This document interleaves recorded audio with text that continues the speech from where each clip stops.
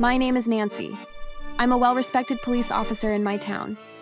I wasn't always well-respected, though. In fact, I only got that way because I finally stood up to my family and called them out for their behavior. Growing up, I learned early on that life wasn't fair. My parents had a golden child, my brother, James. And then they had me, the unwanted extra.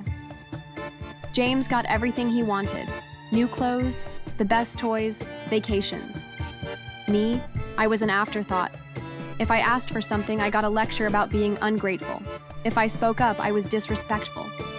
If James made a mistake, it was swept under the rug. But if I so much as breathed wrong, I was the villain. There are a million examples of this, and remembering them hurts like a punch in the gut. Our birthdays were always a stark reminder, like for James's 10th birthday. I had turned 8 just 1 month before and had gotten nothing from my family. I came downstairs the morning of his birthday and saw that the living room was piled high with brightly wrapped boxes. Whoa! Look at all these gifts. Only the best for our little star. Open this one first, sweetheart. And after cake, we have a special surprise. Your new bike. No way! You guys are the best. Mom, Dad, you didn't get me anything last month for my birthday. Oh, sweetheart, we were just so busy. You know how life gets.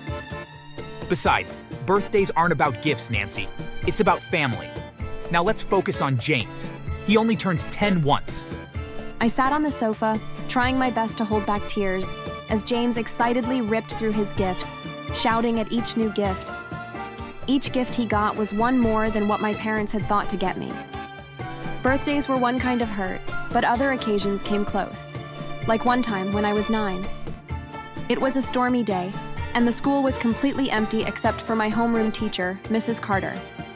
She sat on the chair beside me in the doorway of the school. Are you sure your mom said she was coming? She always comes. This is the 5th time this year that she's been so late, and we're only in the 2nd week. When I talked again, my voice was trembling. It's because James doesn't go to our school anymore. He's in middle school now. Let's try calling them again. I've tried. They don't answer. Let me have a go. Mrs. Carter pulled out her work phone and dialed my mom's number. She kept the phone ringing, and after a few minutes, someone picked up. Hello, it's Mrs. Carter here, your daughter's teacher. Nancy is sitting here and she insists that you were supposed to pick her up. But it's 2 hours after all the other kids have gone home, and she's still here. Nancy? Oh my goodness, I completely forgot. James had his soccer game today. I didn't know that I could feel worse, but my parents were always quick to alter my expectations. But that hurt. You forgot I existed. Don't be dramatic, Nancy. I'll send your dad. I wasn't being dramatic.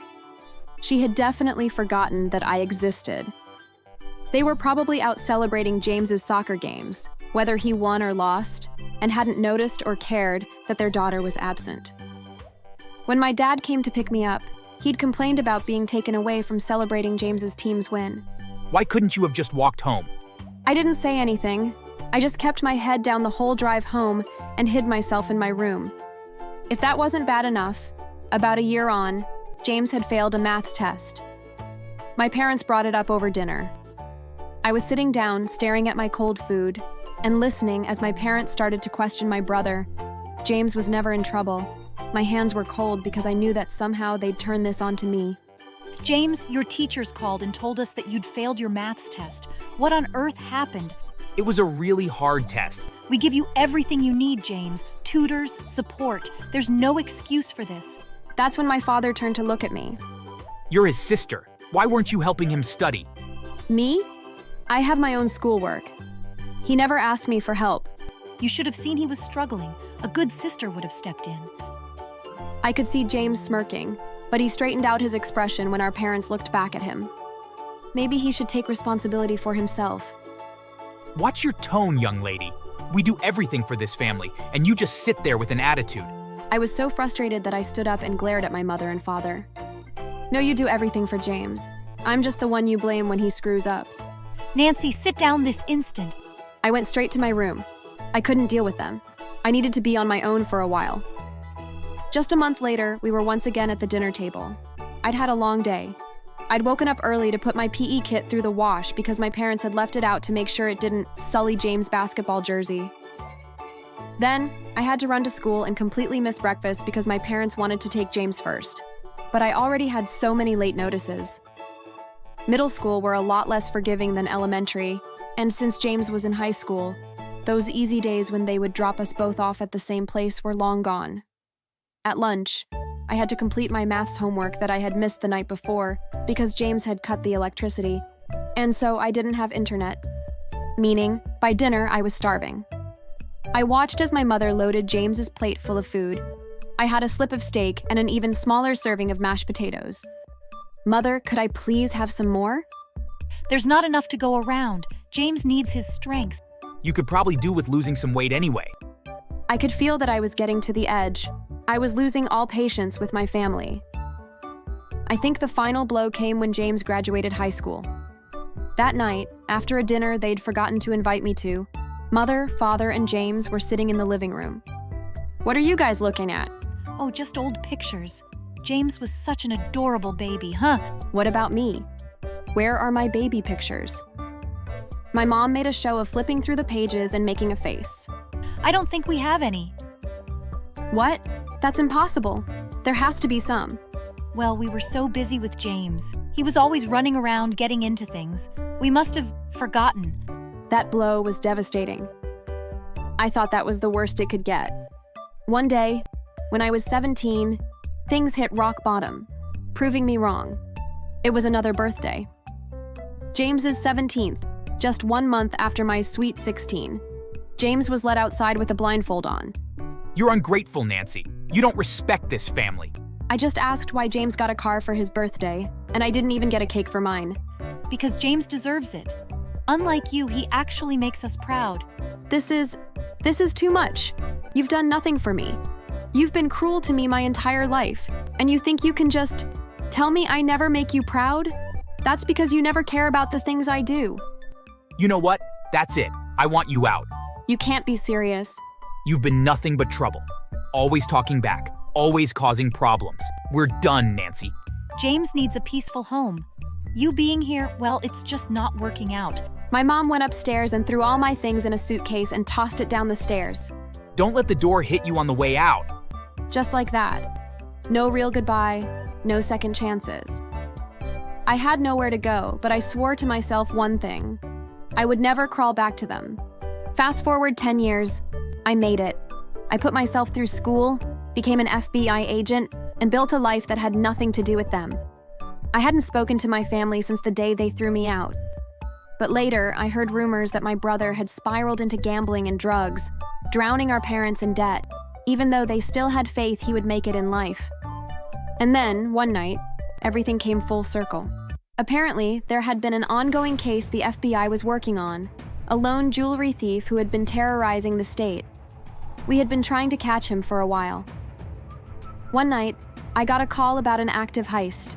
When we showed up, the thief escaped through a window. I took off after him with Jasper, a dangerous canine dog, by my side. When I got close, I pointed my gun at him and shouted, "Take one more step and I'll pull the trigger." That's when he froze and slowly turned around. Oh. Drop the bag. Now, Nancy, listen. drop the bag. For once in his life, James actually listened. He dropped the bag, raised his hands, and went to his knees. But he wasn't scared. He smirked at me like he had an ace up his sleeve. Come on, sis. You're not really gonna arrest me, are you?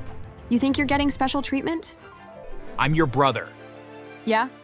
Where was that brotherly love when I was on the streets? He opened his mouth, but I wasn't interested. I cuffed him, read him his rights, and hauled him to the station. Our parents came in not long after. Nancy, sweetheart, you arrested your brother by mistake, right? No mistake. He was caught red-handed. You don't understand. This could ruin his life. He ruined his own life. He's a criminal. Oh, stop being dramatic. Just don't testify. Say the evidence was wrong, Nancy. You're out of your minds. Nancy, after everything we did for you, you owe us. That was it. That was the moment the last thread holding me to them snapped. Owe you? You mean when you kicked me out? When you made it clear James was the only child that mattered? No, I don't owe you anything, and I'm going to make sure James gets exactly what he deserves. And I did. I testified and watched as the jury found him guilty and saw the look of horror on my parents' faces as the judge handed down the sentence, 15 years. After the verdict, my parents tried one last time. Please, he's family. So was I. Didn't seem to matter back then. You've changed. You're cruel. No, I just stopped letting you control me. James went to prison. My parents lost their influence when people found out they tried to pressure a federal agent to commit perjury. They were blacklisted from their social circles, their business partners dropped them, and their perfect little world crumbled. Meanwhile, I was celebrated. My department praised me for my integrity.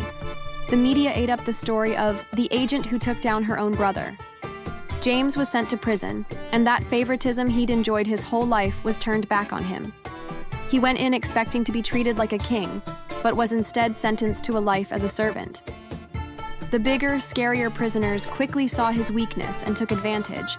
So before long, James was serving them their food, making their beds, washing their clothes, all while the other prisoners laughed at him for thinking he was going to be a king inside the prison. As for my parents, they started threatening me, hurling insults about how I had betrayed the family and even tried turning other relatives against me. But instead, I recorded their calls and used them as evidence, leading to their swift arrest and a 1-year prison sentence for threatening the life of an FBI agent. Subscribe, or I'll arrest you like I did James.